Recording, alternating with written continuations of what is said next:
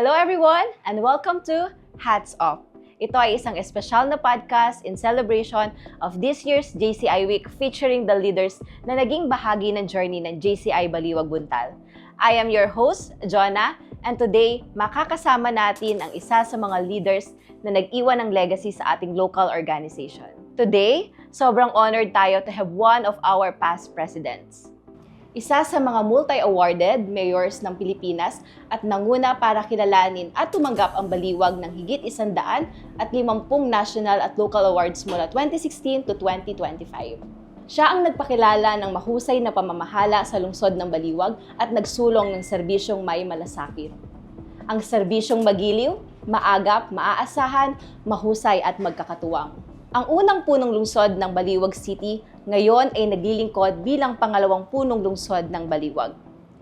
The 2015 and 2016 JCI Baliwag Buntal LO President at ang kauna-unahang JCI Senator na nagmula sa JCI Baliwag Buntal. Ladies and gentlemen, Honorable Vice Mayor Ferdinand Ferdy Estrella. Hi, Jonah. Hello po, Mayor. It's Yes. so nice to be with you po sa ating podcast. Siyempre, ako din sobrang happy kasi nagkaroon tayo ng chance para ma-interview ako ng JCI, ang pinakamahal kong organization. Yes, thank you so much po. Mayor, bati po muna tayo sa ating mga viewers. So, magandang araw sa inyong lahat. Siyempre, binabati ko ang lahat ng viewers ng program na ito. Sabi nga sa akin nung ako'y ini-invite, sabi ko hindi ko pwedeng hindian ng JCI Baliwag Buntal kasi ito yung pinakamahal kong local organization. Ayan. So, at napaka-espesyal po nung podcast na ito kasi kasabay nito yung JCI Week po natin for this year. Ayan. So, Mayor, balikan po natin yung paano po nagsimula yung journey ninyo dito sa JCI Baliwag Buntal? Actually, nag-start yon nung ako ay SK President. So, active na ako sa community. So, mga friends ko, inaya ako, sinabi sa akin, oh, Ferdy, sumali ka sa organization namin, JCs. JCs pa tawag noon. Actually, 18 years old ako noon dahil 16 years old ako, naging SK President ako. So, 18 ako kasi yun yung age ng JCs, di ba? That time, JCs pa ang tawag, hindi naman JCI. Opo. So, in-invite nila ako. Ang president pa namin noon is si Barry Marcelo, anak ni the late Bert Tawa Marcelo. Siya yung LO president that time. So, family friends. So, nag-meeting kami.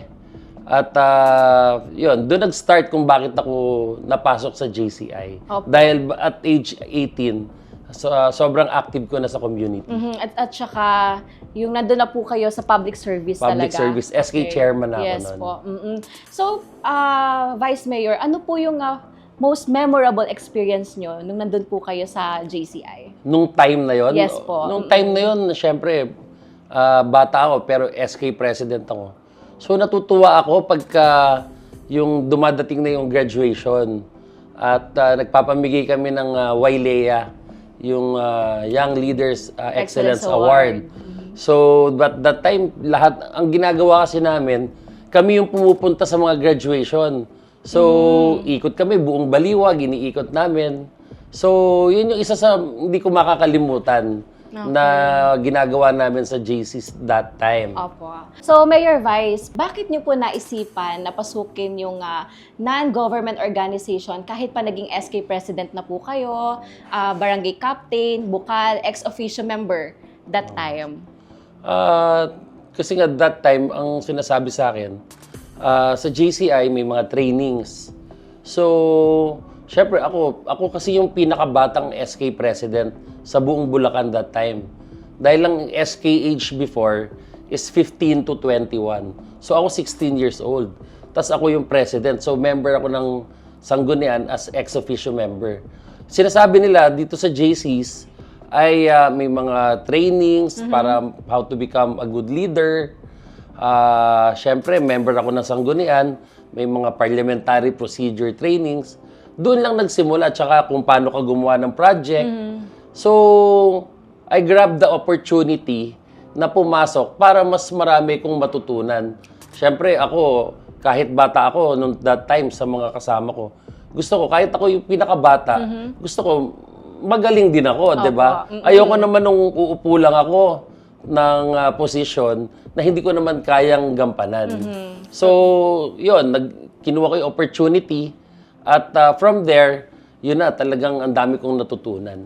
Sige po, let's talk about naman dun po sa presidency po ninyo, no? So ano yung na-experience ninyo na one of the biggest challenges during your term? Kasi syempre, nung time na ako yung nag-president, ni-revive ko yung JCI Baliwag Buntal. So, 2015. Syempre, kumuha ko ng mga members, iba, mga business, mga young entrepreneurs, yung iba, mga dating SK chairman. Ang pinakamahirap kong naging experience o mga challenges, syempre iba hindi sila ganun ka-active dahil yung iba sobrang busy nila sa work. Dahil syempre meron na silang sariling businesses. Yung iba naman, syempre marami ring ginagawa. So pagka nung kailangan ko ng makakasama, konti lang yung talagang nag-active. Pero marami pa rin naman kaming mga nagawang projects kahit ganun ng syempre, para mabuhay ang isang organization, syempre, dapat lahat tulong-tulong. So, tumutulong naman din yung iba kahit pa they make time, pero talagang ang problema namin nun, yung active members. Okay. So, how was JCI Baliwag Buntal then? Like, whenever you see JCI now, is there any difference? Naku, napakalaki dahil ngayon talagang masaya ako dahil proud ako na iba ang JCI Baliwag ngayon. Sabi nga dito sa metro area, sorry sa ibang JCI LO, Metro North, pero sa tingin ko, JCI Baliwag has surpassed na the other JCI organizations dito sa Metro North. Sobrang active, sobrang ang gagaling. Kaya pag nakikita ko ngayon ng JCI Baliwag Buntal, sobrang happy ako.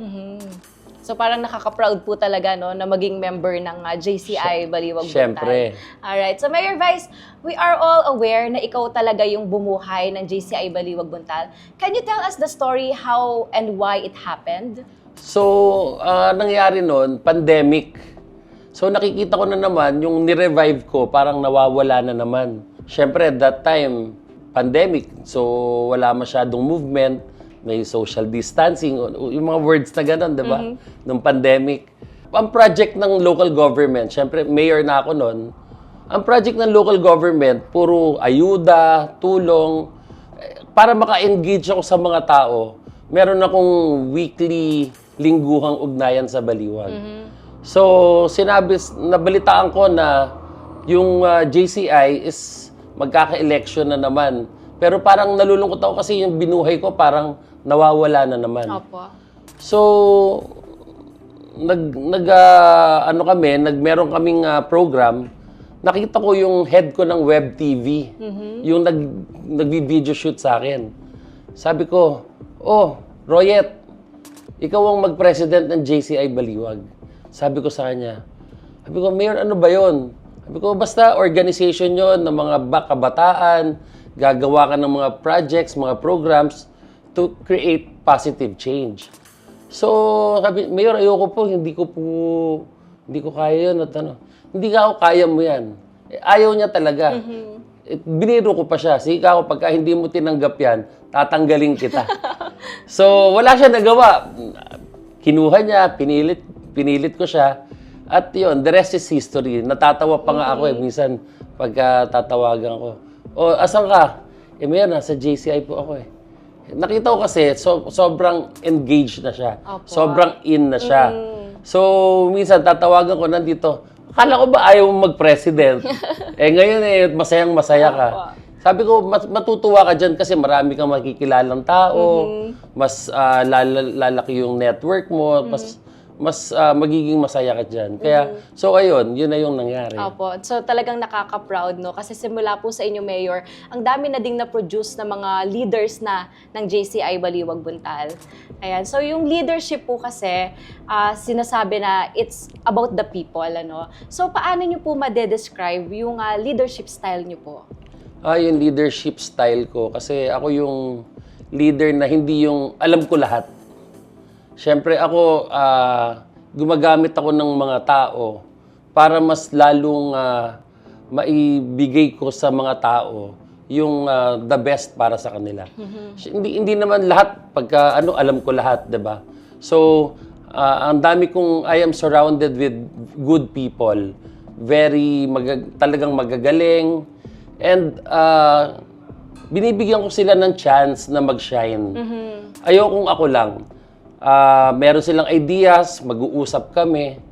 Pag nag-usap kami, syempre may mga dadagdag ako, yung mga gusto ko. Tapos, yun na yung ginagawa namin. So siguro doon nag-start kahit sa web TV, kahit sa mga projects ko, yung social services. Nagbibigay sila ng suggestion, pero kino-conceptualize namin kasama ko. So siguro yun yung leadership style na igawa ko dito sa lungsod ng bayan ng Baliwag before, at ngayon lungsod na nga ng Baliwag. Siyempre, yung pinaka-core namin, yung serbisyong may malasakit. So yun nga yung mahusay, maagap, magkakatuwang, yun yung pinaka-main thrust ng aming ginagawa dito sa Baliwag. Okay, so ngayon po being in charge as Baliwag City's former mayor, now vice mayor na po kayo, no? What's one leadership trait na nakuha niyo po sa JCI? Ang nakuha ko talaga is yung makagawa tayo ng maganda para sa ibang tao. Yung programs for positive change. So, tuwing ako may gagawing mga programa, iniisip ko kailangan may magandang effect yun sa mga tao. Hindi yung basta magagawa mo lang for the sake na may project ka lang. Yes. Kailangan nararamdaman at makakatulong sa mga tao. Yun yung pinakamalaking bagay na ginawa ko. Dahil dito sa Baliwag, kung lalahatin yata, according to data, ang pinakamalaking budget na social services nasa Baliwag. Kumbaga, nag-aalat kami ng budget for the whole year. Pero pag pinagsama-sama mo about social services, yun yung pinakamalaking binibigay namin ng local government units sa mga tao about social services. Opo. So, yun yung siguro malaking tulong na naibigay ko bilang ako yung head ng Baliwag before sa mga tao, yung social services. Okay po. Ayan. So for our current and future leaders naman po, ano yung mabibigay nyo po na advice doon sa mga aspiring presidents? So sa mga aspiring presidents, tignan nyo lang yung mga past presidents niyo. Ngayon talaga, ang gagaling.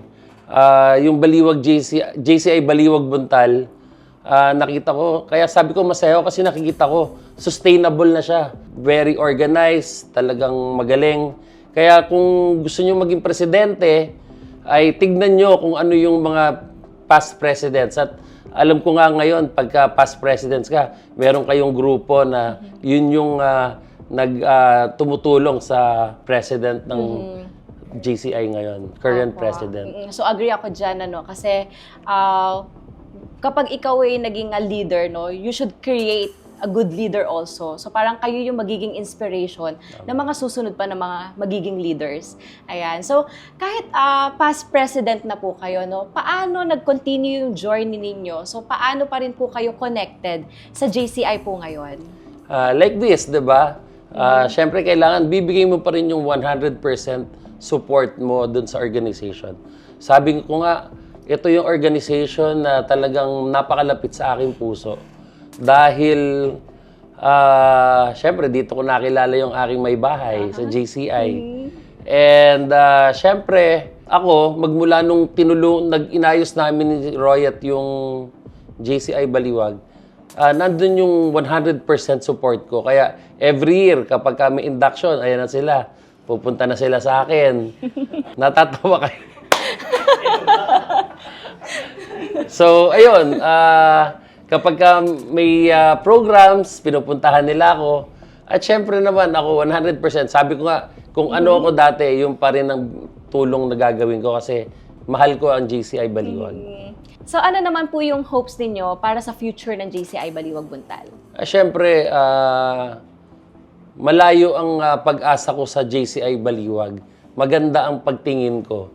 Dahil sabi ko nga ngayon, as of now, ilang years pa lang, 2021, di ba? Malayo na ang narating ng JCI Baliwag. Tignan nyo naman, ang daming awards, di ba? Kaya naniniwala ako na ang JCI Baliwag ay magpapatuloy.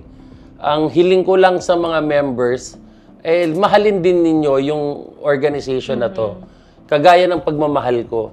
Kasi kung hindi ninyo mamahalin, mababaliwala lang. Kung hindi tayo magtutulong-tulong, sayang naman yung mga investment na naibigay na natin dito. Hindi lang pera, yung oras, yung friendship, 'di ba? Yung mga projects and programs na nakakatulong sa mga tao. So sabi ko nga, nung nabuhay ang JCI Baliwag, sabi ko, uy, nadagdagan ako ng isang kamay para may tumutulong sa ibang tao. Yes, tama. At yun ay yung JCI Baliwag. So, ano naman po yung message ninyo sa ating current president, si President Ray Anthony Mempien? Ang message ko sa kanya ay, basta tandaan mo, Press Ray, andito pa rin si Mayor Vice Ferdy. Kung ano yung pwede kong itulong sa presidency mo, sabihin mo lang sa akin at tutulong tayo sa abot ng ating makakaya. Kagaya ng mga past presidents na tinulungan ko.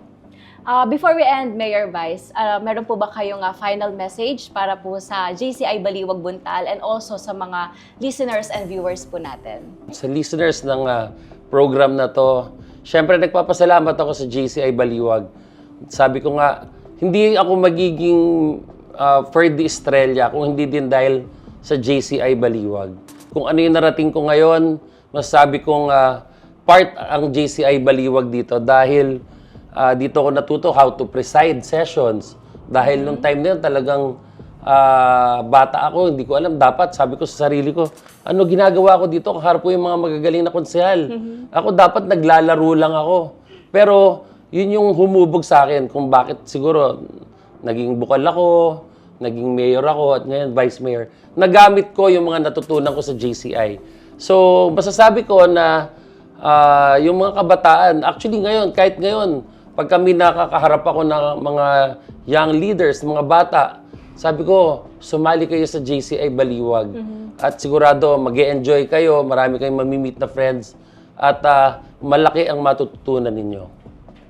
Thank you so much, Vice Mayor Ferdy, for sharing your JCI story to us. Salamat din. At I hope na ang JCI Baliwag ay talagang magtuloy-tuloy na kagaya ng aking pinangarap para sa organization na to.